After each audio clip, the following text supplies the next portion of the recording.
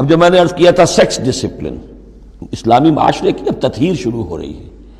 مکے میں تو ظاہر بات ہے مسلمان جب تک تھے تو غلبہ وہاں کفار کا تھا، اب یہاں مدینے میں اللہ نے مسلمانوں کو وہ حیثیت دی ہے کہ اپنے معاملات کو سنوارنا شروع کریں، تو ایک ایک کر کے ان معاشرتی چیزوں کو اور ان سوشل پرابلمز کو ڈیل کیا جا رہا ہے۔ اب اگر کوئی سیکشول انارکی ہے، کوئی بدکاری معاشرے میں ہے، کیا کیا جائے، کیسے روک تھام ہو، اس کے ابتدائی احکام یہ آ رہے ہیں۔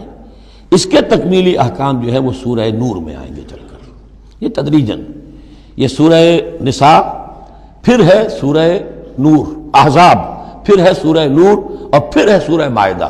اب اللہ تعالیٰ کی حکمت یہ ہوئی کہ سورہ نور اور سورہ احزاب کو کافی دور آگے رکھا ہے مصحف میں، اور یہاں پر سورہ نساء کے بعد سورہ مائدہ آ گئی ہے، ورنہ سورہ نساء، پھر سورہ احزاب، پھر سورہ نور، اور پھر سورہ مائدہ ہے، ترتیب یہ ہے۔ باقی اور بھی مدنی صورتیں درمیان میں ہیں، لیکن یہ چار بڑی بڑی صورتیں جو ہیں جن میں معاشرتی مسائل جو ہیں وہ تفصیل سے آئے ہیں، وہ ان کی ترتیب یہ ہے۔ واللاتی یاتین الفاحشۃ من نسائکم، اور وہ عورتیں تمہاری عورتوں میں سے جو کوئی کسی بے حیائی کا ارتکاب کریں، فاستشہدوا علیہن اربعۃ منکم، تو پھر گواہ بناؤ، گواہ لاؤ ان پر تم میں سے چار۔ اگر وہ گواہی دیں، فإن شہدوا، اگر گواہی دیں کہ ہاں اس عورت نے بدکاری کی ہے، فامسکوہن فی البیوت، تو پھر ان عورتوں کو گھروں میں بند کر دو، حتیٰ یتوفاہن الموت، یہاں تک کہ موت ان کو لے جائے، یتوفاہن الموت، موت ان کو لے جائے، موت ان کا قصہ پاک کرے، او یجعل اللہ لہن سبیلا، یا اللہ ان کے لیے کوئی اور راستہ نکال دے۔ وہ راستہ نکالنا ہے جو سزا کی پھر بعد میں نصاب آ گیا کہ اگر اس کو پھر سزا دے دی جائے، حد جاری کر دی جائے تو پھر آزاد ہو جائے گی، لیکن ابھی ابتدائی حکم ہے۔ یہاں معلوم ہوتا ہے کہ یہ ایسی لڑکیوں کا یا عورتوں کا تذکرہ ہے کہ جو مسلمانوں میں سے تھیں، لیکن ان کا بدکاری کا معاملہ کسی یہودی سے ہو گیا ہو یا کسی ایسے شخص سے ہو گیا ہو جو ابھی مسلمان نہیں ہے، تو یہ ان کا یک طرفہ کہ ہے وہ کوئی مسلمان لڑکی یا خاتون جس کا معاملہ ہے، لیکن دوسرا جو پہلو ہے، دوسرا جو اس عمل کا جو شریک ہے وہ غیر مسلم ہے۔ واللذان یاتیانہا منکم، اور اگر وہ دونوں تمہیں میں سے ہوں، مرد بھی اور عورت بھی، فآذوہما، تو ان دونوں کو پھر اذیت دو، تکلیف دو، انہیں سزا دو۔ فإن تابا واصلحا، پھر اگر وہ توبہ کر لیں اور اصلاح کر لیں، فاعرضوا عنہما، تو ان کو چھوڑ دو۔ ان اللہ کان توابا رحیما، یقیناً اللہ تعالیٰ بہت توبہ کا قبول فرمانے والا اور رحیم ہے۔ یہ بالکل ابتدائی احکام ہیں، اسی لیے ان کی وضاحت میں، تفسیروں میں آپ کو بہت سے اقوال مل جائیں گے، اس لیے کہ اصل میں تو یہ پھر آخر میں جا کر یہ سب منسوخ شمار ہوں گے جبکہ حدود آ گئی پوری کی پوری، جیسے کہ وصیت کا وہ حکم جو سورہ بقرہ میں آیا تھا وہ اب ساقط ہو گیا جبکہ قانون وراثت آ گیا۔ اب وہ آیت آئی ہے کہ جو بہت بڑی حکمت کی آیت ہے، جس کا حوالہ اس سے پہلے بھی میں نے کبھی دیا ہے، انما التوبۃ علی اللہ للذین یعملون السوء بجہالۃ، اللہ کے ذمے ہے توبہ قبول کرنا ایسے لوگوں کی جو کوئی برا حرکت کر بیٹھتے ہیں جہالت اور نادانی میں، ثم یتوبون من قریب، پھر فوراً توبہ کرتے ہیں۔ یعنی اگر ایمان اندر ہے تو کسی وقت ایسا تو ہو گیا کہ کوئی خارجی اثرات اتنے پوٹنٹ ہو گئے، یا نفس کے اندر ہیجان ایسا ہو گیا کہ آدمی کنٹرول نہیں کر سکا، لیکن جیسے ہی اس کے بعد ہوش میں آئے گا اس پر شدید پچھتاوا، شدید ندامت طاری ہو جائے گی، تو اس کے لیے یہ کہ وہ توبہ کرے تو اللہ تعالیٰ اس کی توبہ قبول فرمائے گا۔ فَأُولَٰئِکَ يَتُوبُ اللَّهُ عَلَيْهِمْ، تو اللہ تعالیٰ ایسے لوگوں کی توبہ قبول فرمائے گا۔ وَكَانَ اللَّهُ عَلِيمًا حَكِيمًا، اللہ تعالیٰ علیم اور حکیم ہے۔ وَلَيْسَتِ التَّوْبَةُ لِلَّذِينَ يَعْمَلُونَ السَّيِّئَاتِ، ایسے لوگوں کا کوئی حق نہیں ہے توبہ کا کہ جو اپنی برائی حرکتیں کرتے رہیں، حرام خوریاں کرتے رہیں، زندگی بھر عیش لوٹاتے رہیں۔ حَتَّىٰ إِذَا حَضَرَ أَحَدَهُمُ الْمَوْتُ قَالَ إِنِّي تُبْتُ الْآنَ، یہاں تک کہ جب موت کا وقت آ جائے تو کہے کہ اب میں توبہ کرتا ہوں، یہ توبہ نہیں ہے۔ وَلَلَّذِينَ يَمُوتُونَ وَهُمْ كُفَّارٌ، اسی پر قیاس کر لیجیے جو مر بھی گئے کفر کی حالت میں، ان کی توبہ کا کوئی سوال ہی نہیں۔ اولئک اعتدنا لهم عذابا الیما، ایسے لوگوں کے لیے تو ہم نے دردناک عذاب تیار کر رکھا ہے۔ یا ایھا الذین آمنوا لا یحل لکم ان ترثوا النساء کرہا، اہل ایمان تمہارے لیے جائز نہیں ہے کہ تم عورتوں کو زبردستی وراثت میں لے لو۔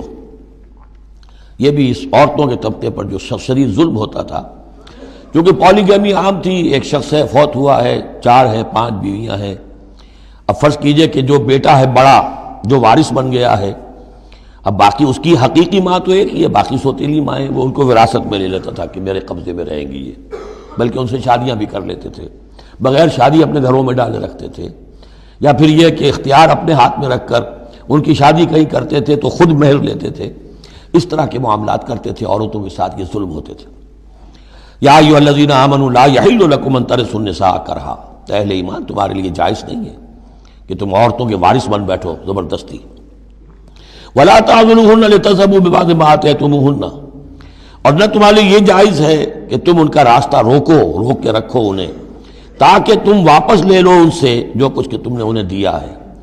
اب نکاح کیا تھا اس وقت تو بڑے چاؤ تھے اور لاڈ تھے اور کیا کیا دے دیا تھا، اور اب جو ہے اس سے وہ واپس ہتھیانے کے لیے طرح طرح کے ہتھ کنڈے استعمال ہو رہے ہیں. انہیں تنگ کیا جا رہا ہے، ٹارچر کیا جا رہا ہے، ذہنی طور پر تکلیف پہنچائی جا رہی ہے.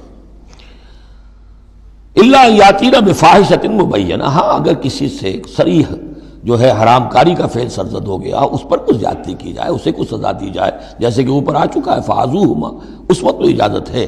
اس کے بغیر جو ہے کسی کے اوپر زیادتی کرنا، خاص طور پر اگر نیت یہ ہے کہ میں اس سے اپنا مہر واپس لے لوں. وعاشروہن بالمعروف، دیکھو عورتوں کے ساتھ معاشرت اختیار کرو، رہو سہو معروف طریقے پر، بھلے طریقے پر، اچھے طریقے پر، نیکی اور راستی کے ساتھ. فَإِن كَرِهْتُمُوهُنَّ فَعَسَىٰ أَن تَكْرَهُوا شَيْئًا وَيَجْعَلُ اللَّهُ فِيهِ خَيْرًا كَثِيرًا، تو اور اگر تمہیں کسی وجہ سے اب وہ ناپسند ہو گئی ہے، انہیں پسند نہیں کرتے تم، تو ہو سکتا ہے کہ کسی شے کو تم ناپسند کرو، درا حال ہے کہ اللہ نے اسی میں تمہارے لیے خیر کثیر رکھ دیا. پتہ نہیں ایک عورت جو ہے کسی ایک اعتبار سے آپ کے دل سے اتر گئی ہے، طبیعت کا میلان نہیں رہا ہے، اس میں اور کون کون سی خوبیاں ہیں، کس اعتبار سے آپ کے لیے وہ خیر کا ذریعہ بنتی ہے، تو اللہ کے حوالے کرو اس معاملے کو، لیکن ان کے ساتھ رکھو معاشرت صحیح، ان کے حقوق ادا کرتے ہوئے. ہاں اگر معاملہ ایسا ہو گیا ہے کہ ساتھ رہنا ممکن نہیں ہے تو طلاق کا راستہ کھلا ہے. شریعت اسلامی نے اس میں کوئی تنگی نہیں رکھی ہے، یہ کرسچینٹی کی طرح کا کوئی غیر معقول نظام نہیں ہے کہ طلاق ہو ہی نہیں سکتی. وہاں یہ ہے کہ طلاق کا راستہ کھلا ہے. وَإِنْ أَرَدْتُمْ اسْتِبْدَالَ زَوْجٍ مَكَانَ زَوْجٍ، اور اگر تم نے فیصلہ ہی کر لیا ہو کہ ایک بیوی کی جگہ کوئی دوسری بیوی لانی ہے، وَآتَيْتُمْ إِحْدَاهُنَّ قِنْطَارًا، اور ان میں سے کسی ایک کو تم نے ڈھیروں مال دیا ہو، فَلَا تَأْخُذُوهُ مِنْهُ شَيْئًا فَلَا تَأْخُذُوا مِنْهُ شَيْئًا، اس میں سے کوئی شے واپس نہیں لے سکتے. جو مہر دیا تھا وہ ان کا ہے، اب اس میں سے کچھ واپس نہیں لے سکتے. أَتَأْخُذُونَهُ بُهْتَانًا وَإِثْمًا مُبِينًا، کیا تم لوگے وہ مہر واپس ان سے ناحق اور صریح گناہ کے طور پر؟ وَكَيْفَ تَأْخُذُونَهُ، کچھ عقل کے ناخن لو، کچھ شعور اور کچھ شرافت کا ثبوت دو، کیسے ان سے وہ مال تم واپس لینا چاہتے ہو؟ وَقَدْ أَفْضَىٰ بَعْضُكُمْ إِلَىٰ بَعْضٍ، جبکہ تم ایک دوسرے سے مل چکے ہو، تمہارے مابین انتہائی قریبی رشتہ جو بھی ہو سکتا ہے دنیا کا وہ قائم ہو چکا ہے. وَأَخَذْنَ مِنْكُمْ مِيثَاقًا غَلِيظًا، اور وہ تم سے بہت گہرا قول و قرار لے چکی تھی. اب قول و قرار ہوتا ہے نکاح کے وقت، اس میں ذمہ داری لیتا ہے مرد، کوئی ایک وہ بھی ایک کانٹریکٹ ہے. وَلَا تَنكِحُوا مَا نَكَحَ آبَاؤُكُم مِّنَ النِّسَاءِ إِلَّا مَا قَدْ سَلَفَ، اور جو تمہاری والد، جو تمہارے آباؤ نے، تمہارے باپوں نے جن سے نکاح کیا ہو ان سے تم نکاح مت کرو. جو میں نے کہا تھا نا کہ جو سوتیلی مائیں ہوتی تھیں ان کو وہ اپنے نکاح کر کے گھر میں ڈال لیا یا بغیر نکاح کے ڈال لیا. یہ نکاح وہاں بھی اس معاشرے میں بھی اس کو کہتے تھے نکاح مقت، بہت ہی برا نکاح ہے. فطرت انسانی تو اباح کرتی ہے لیکن رواج ان کا تھا. یہاں قرآن مجید نے آ کر اس کا جو ہے سختی کے ساتھ سدباب کیا. وَلَا تَنكِحُوا مَا نَكَحَ آبَاؤُكُمْ، جن عورتوں سے نکاح کیا ہو تمہارے باپوں نے ان سے نکاح نہ کرو. مِنَ النِّسَاءِ إِلَّا مَا قَدْ سَلَفَ، سوائے اس کے کہ جو ہو چکا. إِنَّهُ كَانَ فَاحِشَةً وَمَقْتًا، یقیناً یہ بڑی بے حیائی کی بات ہے اور اللہ تعالیٰ کے غضب کو بھڑکانے والی ہے. وَسَاءَ سَبِيلًا، اور بہت ہی برا راستہ ہے.